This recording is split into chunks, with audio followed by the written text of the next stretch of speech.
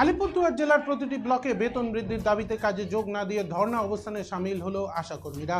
শুক্রবার থেকে ধর্ণা অবস্থান শুরু করে তারা। অনির্দিষ্টকালের জন্য তাদের ধর্ণা চলবে বলে জানান আশাকর্মীরা।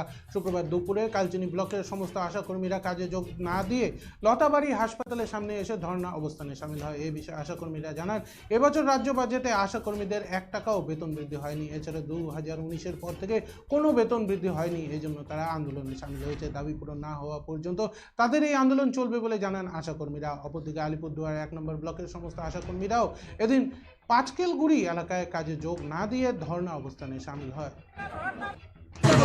দেখেন, আমাদের তো দাবি অনেক কিছুই, কিন্তু আমরা এতদিন থেকে আজকে 16 থেকে 17, 18 সাল চলছে, আমরা কোনো রকম কোনো পরিষেবা সময় গ্রামে সবার দিন রাত 24 ঘন্টা আমরা পরিষেবা দিয়ে যাচ্ছি, কিন্তু আমাদের কোনো দিকে কোনো কেউ একটু মাথা নড়াও দেখছে না যে ওনারা কত কষ্ট করছে। গ্রামের লোক বলছে যে আপনারা প্রচুর কষ্ট করছেন, সেই বিনিময়ে আপনারা কিছু পাচ্ছেন না।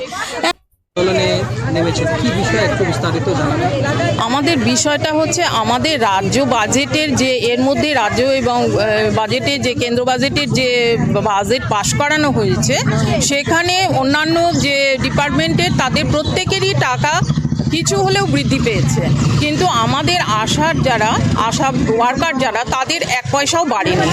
তারপর থেকে আর মাসিক কোনো ভাতা বৃদ্ধি হয়নি।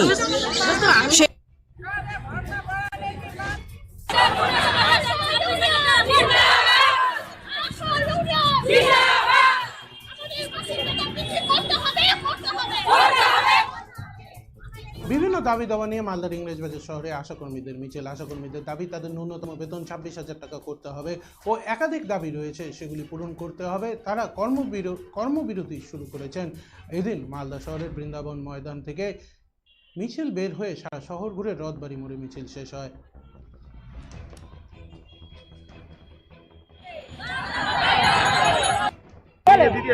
আমরা পশ্চিমবঙ্গ আশাকর্মী ইউনিয়নের পক্ষ থেকে দীর্ঘদিন অনেক বঞ্চনা নিয়ে অনেক দিন থেকে লড়ছি। আমরা কলকাতার ধর্মতলায় 11-12 তারিখে ধর্ণা দিয়েছিলাম। ওখানে আমাদের স্বাস্থ্যমন্ত্রী অনেক প্রতিশ্রুতি দিয়েছিলেন। আমাদের কেন্দ্রীয় বাজেটেও কোনো কিছু বাড়ানো হয়নি, রাজ্য বাজেটেও আমরা দেখলাম যে আমাদের কিভাবে বঞ্চনার শিকার হতে হলো। আজকে আমরা যে বঞ্চনার শিকার হয়েছি তার প্রতিবাদে আজকে আমাদের আজকে থেকে আমরা লাগাতার কর্মবিরতিতে সমগ্র পশ্চিমবঙ্গের আশাকর্মীরা নেমেছি রাস্তায়। এবং আমাদের দাবি যতদিন না মানা হচ্ছে, আমাদের ভাতা বৃদ্ধি থেকে শুরু করে পাস পোলিওর টাকা বাড়ানো, ফাইলেরিয়া কাজ করানো হয়, আমাদের অল্প বেতনে কাজ করানো।